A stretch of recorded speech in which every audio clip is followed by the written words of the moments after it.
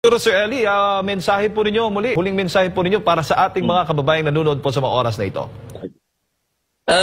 Una, maraming salamat po Sir Jade sa pagbibigay ng oras no sa amin, lalong-lalo na sa ordinaryong grupo kagaya ng kamanggagawa. Mga kababayan, mga boss, gaya ng lagi kong tawag sa inyo. Alam niyo, hindi pa ba kayo sawa sa klase ng politika na meron tayo ngayon? Pero inyo yung mga nakaupo, mga kongresista at mga senador, wala namang pakialam sa buhay nating mga ordinaryo, sa buhay nating mga manggagawa at ordinaryong Pilipino. Magkakamag-anak, mayayaman, mga oligarko nakaupo sa pwesto.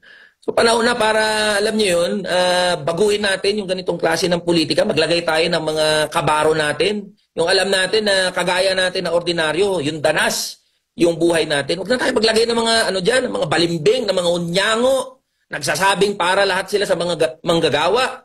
Diba? Lahat na lang ng politiko sinasabi para sila sa mahirap, para sa manggagawa. Kung lahat pala sila para sa mahirap at manggagawa, bakit hanggang ngayon mahirap pa rin tayo?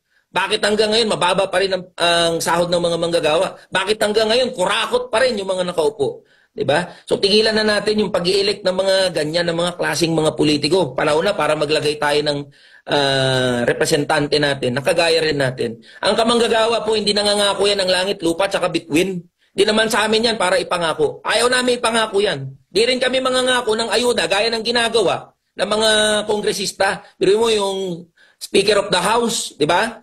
Kala mo sa kanya yung pera kung makapamudmod ng pera. Hindi kami ganun at ayaw namin gawin yun. Bakit? Kasi ayaw namin gawing mangmang yung maraming kababayan natin at silawin dyan sa pera na yan.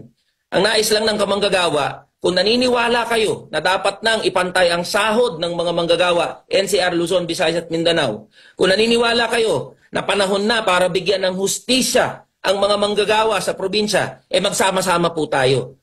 Kung ayaw nyo naman pong iboto, di kayo naniniwala sa kamanggagawa, okay lang po yan. You have the freedom to choose. But then again, I will say, most, if not all, of participating party list and politicians in the upcoming 2025 elections, they will not speak about our issues. They will not speak about provincial rate. They will not speak about lowering the prices of basic commodities.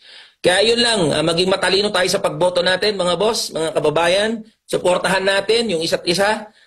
Mag-ingay tayo, mga lampag tayo. Kung nakikita natin may kamalian na nangyari sa ating bansa at ating lipunan, mag-ingay tayo at mga lampag tayo regarding that. And again, we must uphold the purpose of having party list elections in our country. And what is that? To have a meaningful, peaceful, political engagement dito sa paggogobyerno ng ating bansa. Yun lang, Sir Jade. Maraming salamat po. Maraming salamat, Sir Eli.